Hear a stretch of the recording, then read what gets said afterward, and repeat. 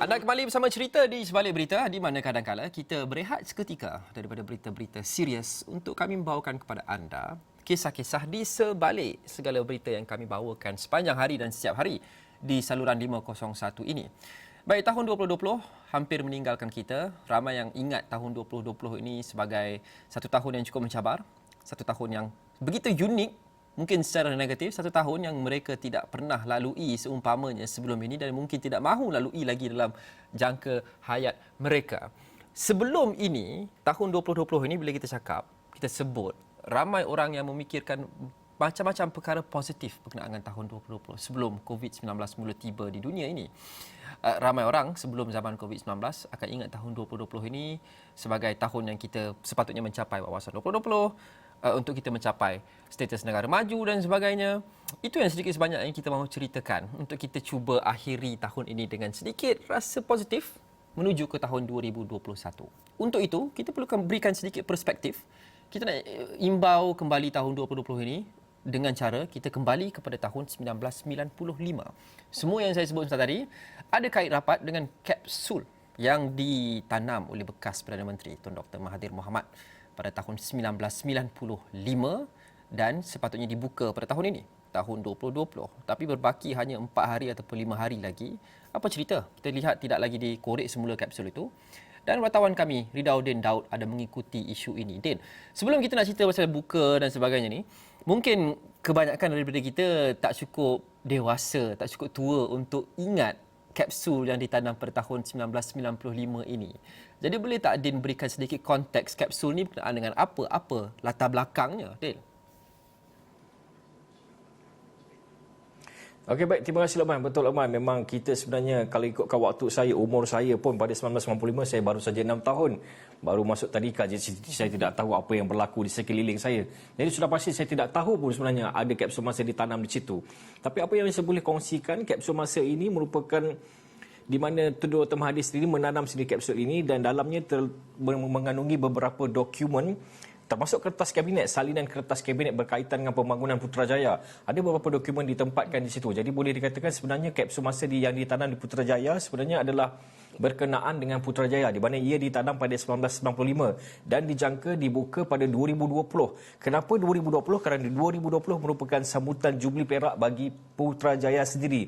Jadi 25 tahun itu dilihat sebagai signifikan untuk dibuka dan dilihat sendiri apakah yang terkandung di dalam kapsul masa itu. Tapi itu antara kapsul masa yang ditanam di Putrajaya. Tapi ingin saya kongsikan sebenarnya satu kapsul masa yang baru saja tadi saya berhubung dengan bekas Ketua Menteri Melaka Tan Sri Rahim Tabicik. Beliau mengatakan bahawa ada satu lagi kapsul masa sebenarnya ditanam di Melaka, iaitu ditanam dalam tahun 1986 kalau tidak silap saya. Dan itu sebenarnya merupakan kapsul masa yang pertama ditanam di Malaysia. Jadi itulah sebenarnya antara yang menarik di mana dalam kapsul masa itu mengandungi, menurut kata Tan Sri Rahim Tabicik, mengandungi wasiat ataupun amanat Tun Dr. Mahathir sendiri berkenaan dengan wawasan 2020 yang kita tahu kita tidak berjaya untuk mencapai wawasan itu. Kalau dulu kalau kita sebut sahaja wawasan 2020, ada pelbagai lagu berkenaan wawasan 2020 dan saya ingat lagi pada waktu itu, pada wawasan 2020 saya sentiasa berkira-kira daripada zaman saya kecil dulu, berapakah umur saya ketika 2020 dan saya tahu ialah 31 contohnya umur saya. Jadi saya fikirkan mungkin pada waktu itu memang kita sebagai kanak-kanak antara yang difikirkan ataupun antara yang diidamkan seperti yang dikatakan mungkin ramai pihak sudah seperti kereta terbang dan pelbagai teknologi lain yang nampak yang memang semuanya terbang belaka. Namun nampaknya tidak kesampaian. Jadi tidak mengapalah. Itu yang mungkin antara kapsul masa ini mungkin ini saya dapat ini sebenarnya mungkin saya boleh cerita sikitlah bagaimana saya dapat ini sebenarnya adalah perkongsian idea daripada editor kita iaitu Cik Dian ataupun Syahrir Mustafa dan juga Hamzah yang call saya ingat lagi masa itu malam baru saja saya ingat dalam 2-3 hari lepas call saya tengah drive. Tiba-tiba call, saya tengok, kenapa pula Cik Dian call ni? Saya ingatkan kok dia ingin saya pergi ke mana-mana dan kemudian dia kata, Dian, kita ada tugasan khas sebelum 2020 habis, minggu ni kita nak buat kapsul masa 2020. Nampaknya macam tidak akan dibuka langsung. Jadi, apa salahnya untuk kita buat? Tapi pada awalnya saya buat untuk weekender, iaitu artikel santai untuk hujung minggu yang Astro Awal ni sediakan setiap minggu. Saya kira sudah beberapa bulan lepas sudah disediakan setiap minggu ada artikel santai. Tapi saya fikir daripada buat weekender saja, apa katanya kalau saya bawa juga untuk televisyen, saya visualkan supaya orang boleh baca daripada web dan juga pastinya lebih menarik apabila berjaya divisualkan. Jadi itulah sebenarnya orang kata bibit-bibit permulaan untuk kisah kapsul masa 2020 ini, Lokman. Okey Din, dan sekarang ni apa pula? Kerana dijadualkan seperti yang Din sebut sebentar tadi untuk kita gali semula kapsul itu pada tahun 2020, kita ada 5 hari saja baki dan Din juga ada membual seorang individu untuk cuba bercakap dengan topik ini. Apa yang kita boleh jangkakan, Din? Jadi Lokman, kalau ikutkan 2020 sudah hampir ke penghujung, saya tak rasa ia akan dibuka pada tahun ini. Jadi mungkin kita menjangkakan pada tahun hadapan akan dibuka. Dan sebentar tadi juga saya sebenarnya sempat pergi ke lokasi dan saya juga ada menemubual beberapa orang. Ada yang umurnya sudah melebihi 40-an, ada juga yang menarik, saya dapat seorang pelajar yang mana agak bukanlah mengejutkan, tapi mungkin sebenarnya kita tahu sebenarnya satu Malaysia tahu tentang kapsul masa ini dan dia juga berkata bahawa dia tahu berkenaan kapsul masa ini daripada cikgu di sekolah, daripada ibu bapanya sendiri dan dia berminat untuk mengetahui apa yang ada di dalam kapsul masa ini. Jadi mungkin kita boleh dengar sedikit sebenarnya mungkin isi hati daripada pelajar ini sendiri. Dulu pernah belajar dengan cikgu, lepas tu pernah dengar juga daripada mak bapak asyik cerita pasal kapsul masa. So rasa nak tahu tu ada lah. So tunggu sampai sekarang. Saya harap dalam kapsul masa tu macam masalah ataupun something benda yang kita tak tahu tentang negara daripada dulu sampai yang sekarang.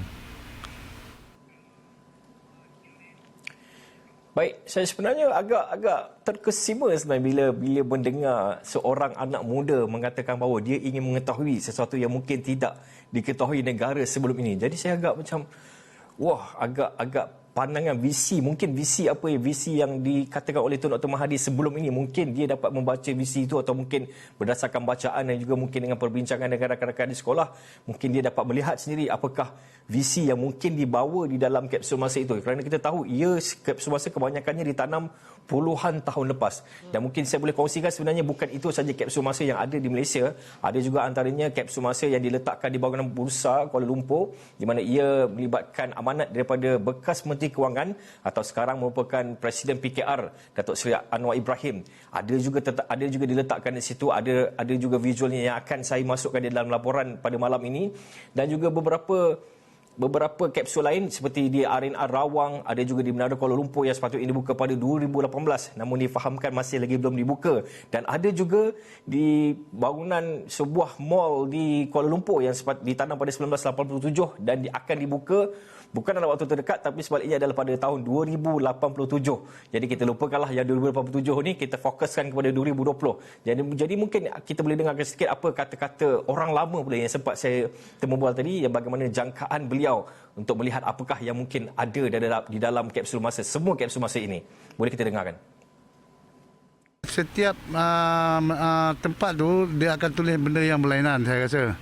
Lepas tu dia harap mungkin pesan Dr. Mahathir mungkin pada masa yang 2020 tu Malaysia, apakah Malaysia ni akan jadi, dan kalau dia tak ada lah maksud dia apa yang kita perlu buat. Baik, jadi begitulah sebenarnya keterujaan beberapa orang yang sempat saya temui, dan semalam juga saya sempat bertanya kepada beberapa orang dan semuanya termasuklah saya sebenarnya teruja. Bayangkan 25 tahun kita menunggu, ada lagi yang lebih lama. Jadi bila dapat dibuka, sudah pasti saya fikir kalau ada majlis pada tahun depan, sekiranya kita bebas daripada COVID dan boleh memanggil orang ramai untuk datang, saya fikir, saya jangkakan mungkin ribuan akan memenuhi Putrajaya untuk menyaksikan sendiri kapsul masa ini dibuka, Lokman. Saya terkejut juga dengan kapsul yang dikatakan ada di kawasan Bursa Malaysia kerana pejabat Ashraf Awani berhampiran dengan bangunan Bursa Malaysia. Saya sendiri tidak ingat perkara itu. Mungkin ada di bawah kaki saya untuk kita gali pada masanya nanti. Tapi untuk kita ingin faham apa seterusnya, kita ingin faham apa prosedurnya jika mungkin lagi 5 hari untuk berakhir Disember 2020 ini. Mungkin macam Din cakap tadi tak sempat, tidak kali dah. Tapi siapa yang mempunyai kuasa untuk initiate, untuk memulakan proses penggalian semula kapsul ni jika mereka mahu? Adakah ia bawah bidang kuasa kerajaan atau bagaimana? Ya betul Loban. Jika tidak silap saya, jika melibatkan kapsul masa di Putrajaya, ia melibatkan Perbadanan Putrajaya. Dan mereka juga dikabarkan akan mengadakan, sepatutnya diadakan program pada tahun ini, pada 29 Ogos 2020. Genap 25 tahun ia ditanam. Namun disebabkan COVID-19, majlis itu terpaksa ditunda dan katanya dikatakan akan diadakan pada tahun hadapan. Tapi sepanjang bacaan saya, nampaknya belum lagi diputuskan bilakah tarikhnya. Dan juga mungkin saya kongsikan daripada segi di Melaka. Di Melaka juga ia akan melibatkan kerajaan negeri, di mana ia semuanya akan melibatkan kerajaan negeri, sama ada mereka memutuskan untuk mengorek semula ataupun membuka semula kapsul masa itu semua terpulang pada kerajaan negeri dan pastinya akan ada majlis juga di sana. Dan menurut apa yang dikatakan, yang saya akan muatkan di dalam laporan saya esok, menurut dikatakan oleh Tan Sri Rahim Tabici, beliau sedang berusaha untuk berjumpa dengan Ketua Menteri Melaka yang baru. Beliau sudah berjumpa dengan Ketua Menteri Melaka yang sebelum ini dan sudah berlaku perancangan, tapi ialah kita fahamkan bagaimana berlakunya sesuatu di Melaka dan juga di Malaysia. Jadi semua itu tidak dapat dilaksanakan sekarang dan mungkin beliau akan meneruskan usaha untuk ke tahun depan juga. Dan bagi kapsul masa di Bursa, yang berdasarkan bacaan saya, mungkin Jabatan Perdana Menteri atau mungkin jabatan-jabatan berkaitan akan memberikan tarikh untuk bilakah dibuka. Namun setakat ini boleh dikatakan sebenarnya untuk 2020 sebenarnya saya jangkakan kita akan menutup 2020 ini dengan tiada satu pun kapsul masa yang dibuka. Difahamkan dulu 2018 sepatutnya dibuka di R&R Rawang arah utara, namun apabila konsesi tamat pada 2018, namun disebabkan konsesi disambung lagi sehingga 2030 kalau tidak silap, jadi kemungkinan disebabkan itu ia tidak dibuka. Begitu juga di Menara KL, saya tidak pasti sama ada dibuka atau tidak. Hari itu kami sempat naik namun kami tidak dapat jumpa di mana. Jadi saya fikir untuk tahun 2020 ni bolehlah kita simpulkan atau kita tutup dengan tiada kapsul masa yang akan dibuka. Tak kisahlah tahun 2020 ataupun 2018. Tahun ini memang saya jangkakan hanya tinggal beberapa hari saja lagi. Saya jangkakan memang tidak akan ada dan harapnya tahun depan mungkin yang sepatutnya dibuka pada tahun ini seperti kapsul wawasan 2020 dan juga kapsul masa di Putrajaya akan dibuka pada tahun depan. Kerana sebenarnya kita sudah menanti dengan cukup lama. Di Melaka contohnya dikatakan pada tahun 1986 dan di Putrajaya 1995. Jadi lebih 25 tahun dan lebih 30 tahun. Jadi sudah cukup lama. Jadi saya fikir kalau dibuka pada tahun depan, sudah pasti ia akan meriah dan akhirnya menamatkan penantian jutaan rakyat Malaysia untuk melihat sendiri apa yang terkandung dalam kapsul masa ini, Lokman. Okey, Din, terima kasih. Dan kita nak gali semula kapsul masa ini bukan sesuatu yang kita hanya nak seronok-seronok tanpa bermakna, tapi satu cara yang baik untuk kita imbau kembali 20 tahun lepas, 30 tahun lepas, di mana kita pada ketika itu dan di mana ketika kita berada pada ketika ini untuk lihat kemajuan kita sepanjang beberapa dekad yang lepas. Kita harap ia dapat direalisasikan sebaik sahaja keadaan pandemik sudah membenarkan. Terima kasih, Din. Itu sahaja untuk cerita hari ini. Terima kasih kerana menonton. Assalamualaikum dan salam hormat.